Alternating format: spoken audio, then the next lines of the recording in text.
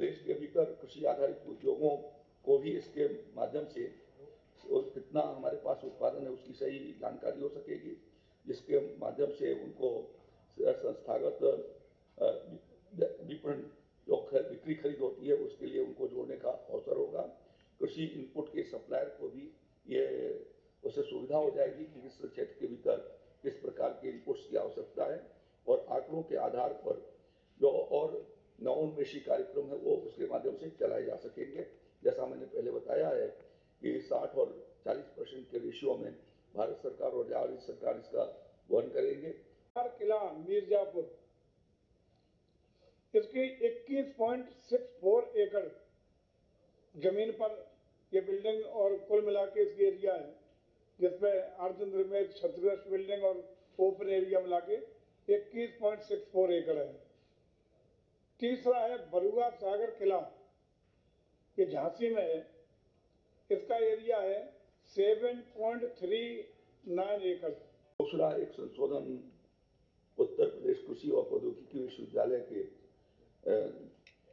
उसके अधिनियम के भीतर एक संशोधन हुआ है और 5वां विश्वविद्यालय कृषि गौतम बुद्ध भगवान महात्मा बुद्ध कुशीनगर विश्वविद्यालय उसके भीतर जोड़ा जाएगा और इस तरीके से जो है वो इसके अधिनियम बना करके 3 मंडल गोरखपुर, बस्ती और आजमगढ़ के भीतर आने वाले 10 जनपद इसके भीतर शामिल किए जाएंगे।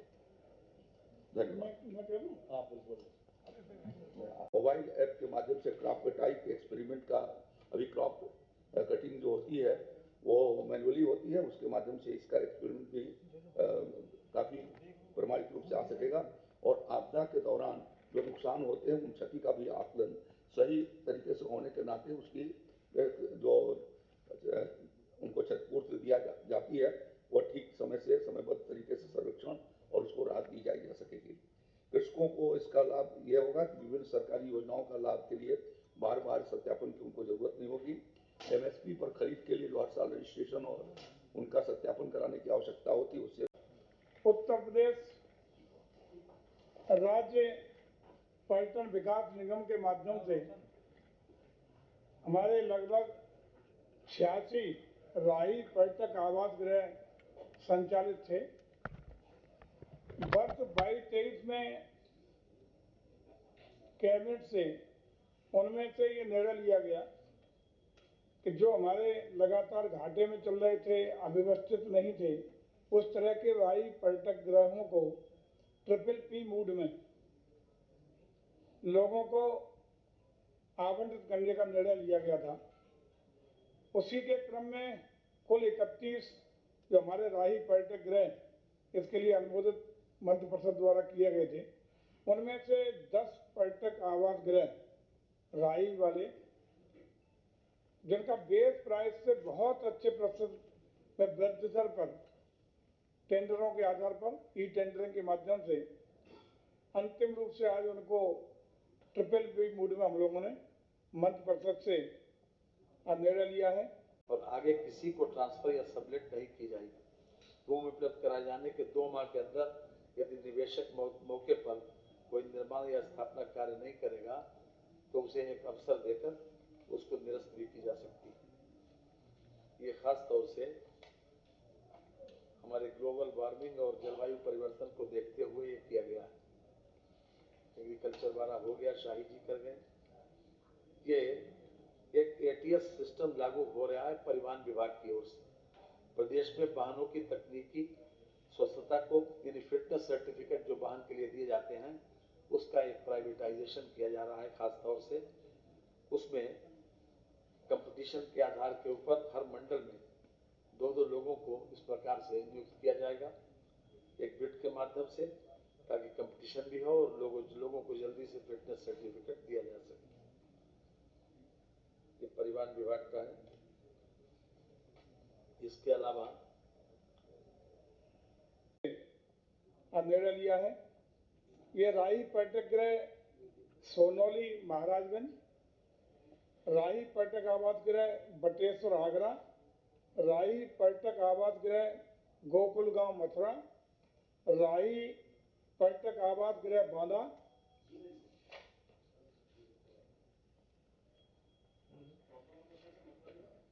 राही पर्यटक आवास गृह कलंजर बांदा जिले का, कालंजर बांदा का।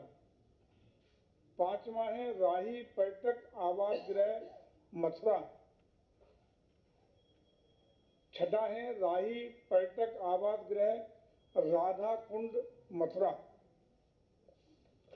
7वां राही पर्यटक आवास गृह सांडी झील हरदोई। 8वां है राही पर्यटक आवास गृह नीमसार सीतापुर। 9वां है राही पर्यटक आवास गृह देवगढ़ ललितपुर। और 10वां है राही पर्यटक आवास गृह भदोही। ये अलग अलग जिनका हाईएस्ट रेट पे टेंडर आया था उनको अंतिम रूप से निर्णय लिया गया है कि इनको बेहतर सुविधाएं हमारे पर्यटकों को दे सकें, इस तरह इनको तैयार कराएंगे, पर्यटकों का आकर्षण का केंद्र बनाएंगे और बेहतरीन संसाधन और सुविधाएं इन राही पर्यटकों को डेवलप करके देने का काम करेंगे।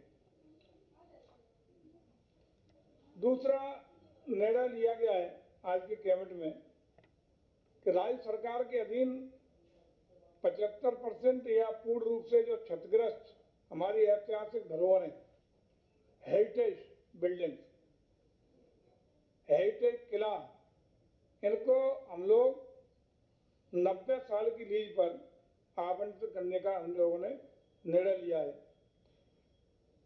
इसमें जो हेरिटेज परिसंपत्तियों को बिजनेस प्लान के अनुरूप हेरिटेज होटल के रूप में, माइंस एक्टिविटी सेंटर के रूप में, रिसोर्ट के रूप में, म्यूजियम, हेरिटेज रेस्टोरेंट के रूप में, बैंक्वेट हॉल के रूप में, वेडिंग टूरिज्म के रूप में, एडवेंचर टूरिज्म के रूप में, होम स्टे के रूप में, थीमेटिक पार्क के रूप में, वेलनेस सेंटर के रूप में और अन्य टूरिज्म हॉस्पिटैलिटी यूनिट के रूप में डेवलप करने के लिए अलग अलग विकासकर्ताओं को देने का काम करेंगे।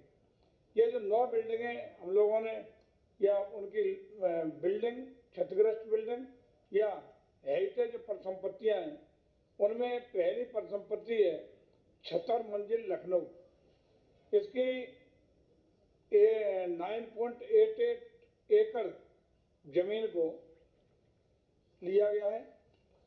अब इनमें चयन संबंधी दक्षता के लिए एक आयोग बनेगा पूरा, जो उत्तर प्रदेश उच्चतर शिक्षा सेवा आयोग के रूप में काम करेगा। उत्तर प्रदेश शिक्षा सेवा चयन आयोग, ये विधेयक 2023 इसमें पारित हुआ है। इसके अंतर्गत इसमें 12 सदस्य और 1 अध्यक्ष की व्यवस्था होगी। इसका हेड ऑफिस प्रयागराज में होगा और इससे भर्ती की प्रक्रिया में एकरूपता, पारदर्शिता, समयबद्धता और प्रामाणिकता ये होगी। इसलिए एक महत्वपूर्ण प्रस्ताव आज पारित हुआ है अपने मंत्रिपरिषद की बैठक में। इसके अतिरिक्त माननीय मुख्यमंत्री जी का जो लक्ष्य है कि प्रत्येक जिले में एक निजी विश्वविद्यालय अवश्य हो और प्रत्येक मंडल में एक सरकारी विश्वविद्यालय अवश्य हो, तो उसी प्रक्रिया में निजी विश्वविद्यालयों के आने से गुणात्मक परिवर्तन आएगा, शिक्षा में प्रतिस्पर्धा बढ़ेगी। तो निजी क्षेत्र में 5 विश्वविद्यालयों के स्थापना विषय आए हैं, जो कि विधेयक राज्य विधानमंडल में पुनर्स्थापित किया जाना है। ये प्रस्ताव पारित हुए हैं। ये विश्वविद्यालय हैं अग्रवन हेरिटेज विश्वविद्यालय आगरा, महावीर विश्वविद्यालय मेरठ, SDGI ग्लोबल विश्वविद्यालय गाजियाबाद,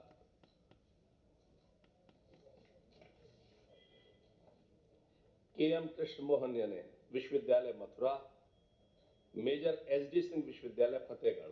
तहत कोई भी प्रोजेक्ट किसी भी प्रकार से अगर हम पूरा करना चाहें और उसमें कोई एक व्यक्ति या किसी एक व्यक्ति की भूमि या कहीं कोई ऐसी कोई स्थिति आ जाती है कि जहां पर वो भूमि की वजह से प्रोजेक्ट रुकता है, तो उसको ट्रांसफर करना, उसको अंतर्निहित एक्सचेंज करना, उसकी पावर भी मंडलायुक्तों को दे दी गई। उसके माध्यम से प्रोजेक्ट रुकेगा नहीं। ये भी अपने आप में ईज ऑफ डूइंग बिजनेस करने के लिए और उसको सिंप्लीफाई करने के लिए उठाया गया महत्वपूर्ण कदम है। इससे अब कोई परियोजना ये एक्सचेंज करने के बाद मैं समझता हूँ कि किसी प्रकार कोई परियोजना में व्यवधान नहीं आएगा। कहीं कोई गली है, कहीं कोई नाली है, या किसी पर्टिकुलर किसी गांव समाज की जमीन है, या किसी संस्थान की जमीन, उसको आपस में एक्सचेंज करने के लिए मैं समझता हूँ कि उठाया गया सबसे अच्छा कदम है। इस पर आज मंत्रिपरिषद की सहमति मिल गई। Kalyan Singh super speciality cancer institute Lucknow में पब्लिक प्राइवेट पार्टनरशिप के अंतर्गत centre for advance molecular diagnostics and research for cancer ये प्रारंभ किए जाने की योजना है। इस पर भी आज मंत्रिपरिषद ने सहमति दी है। एक ट्राइपार्टाइट एग्रीमेंट होगा जो हमारे इस कैंसर इंस्टीट्यूट तथा IIT कानपुर तथा इसके अतिरिक्त एक बंबई की संस्था है Karkinos health care private limited, इनके मध्य एक ट्राइपार्टाइट एग्रीमेंट होगा। हम सब जानते हैं कि अभी तक कैंसर काफी देर से डायग्नोज हो पाता है, तो कैंसर जल्दी डायग्नोज हो सके, उसके बारे में और रिसर्च हो सके और ज्यादा से ज्यादा इसमें जिन लोगों को हमने शामिल किया है वो लोग एक्सपर्ट हैं। 25,000 स्क्वायर फीट की जमीन इसके लिए मुहैया कराई जाएगी। दूसरा, भारत सरकार की IT का विषय है। भारत सरकार की अधिसूचना दिनांक 15/11/2016 द्वारा प्रख्यापित भारतीय तार मार्ग के अधिकार नियम 2016 में भारत सरकार द्वारा अधिसूचना दिनांक 17 अगस्त 2022 द्वारा किए गए संशोधनों को अंगीकार किए जाने के संबंध में है।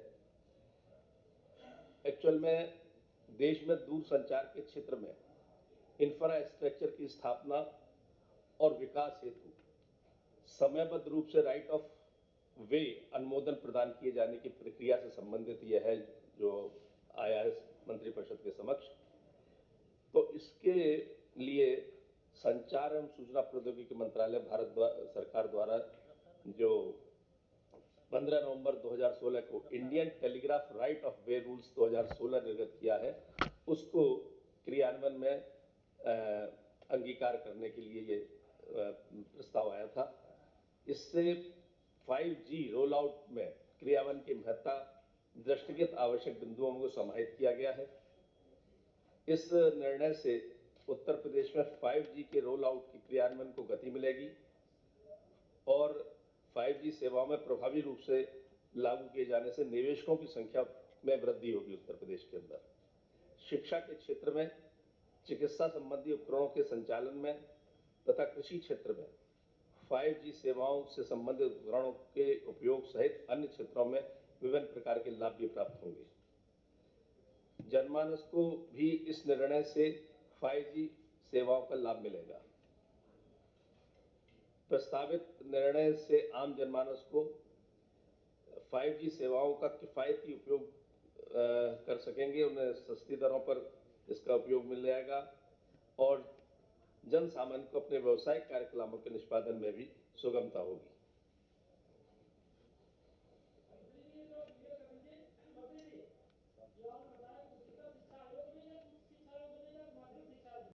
इस प्रेस वार्ता में आप सबका स्वागत है। आज मंत्रिपरिषद के समक्ष कुल 33 प्रस्ताव आए थे, इसमें एक वापस ले लिया गया। 32 प्रस्ताव पर चर्चा हुई।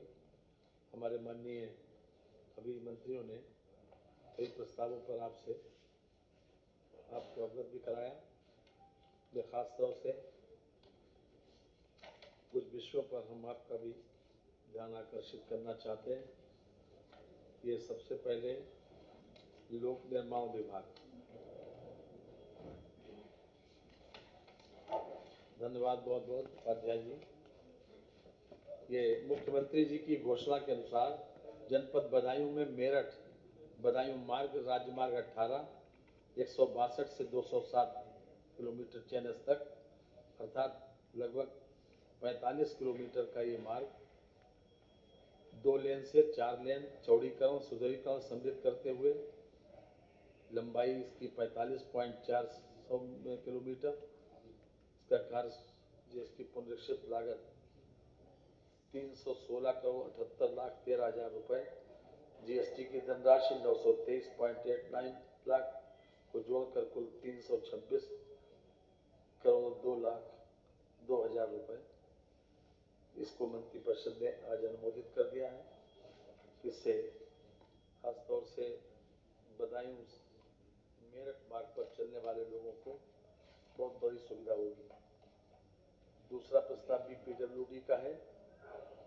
ये यद्यपि पीडब्ल्यूडी विभाग इसमें नोडल विभाग था, सिंचाई विभाग की जमीन 1.0254 हेक्टेयर भूमि जिसकी कुल आकलित लागत 166 लाख 26 हजार रुपए है, भारतीय रेल विभाग के माध्यम से रेल विकास निगम लिमिटेड को सशर्त स्थायी रूप से समूल्य हस्तांतरित करने के संबंध में मंत्रिपरिषद ने सहमति दे दी। ये रेल लाइन परियोजना है आगरा से कीठम भाड़ई बाईपास के मार्ग। तीसरा प्रस्ताव है अयोध्या शहर को सोलर सिटी के रूप में विकसित करने का।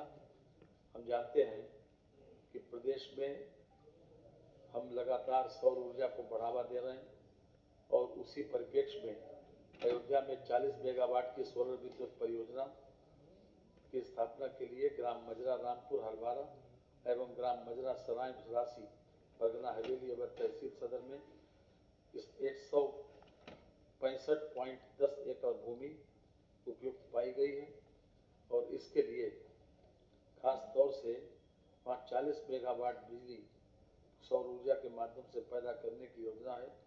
इसका 9 करोड़ रुपए इसमें लागत आएगी। इसमें 70.08 मिलियन यूनिट हरित ऊर्जा का उत्पादन होगा जो अयोध्या शहर में ऊर्जा की मांग की पूर्ति हेतु ग्रिड में फीड की जाएगी। सरयू नदी के निकट अनुपयोगी भूमि का उत्पादक उपयोग हो सकेगा, अति स्थानीय स्तर पर इस पर रोजगार भी सृजित होगा।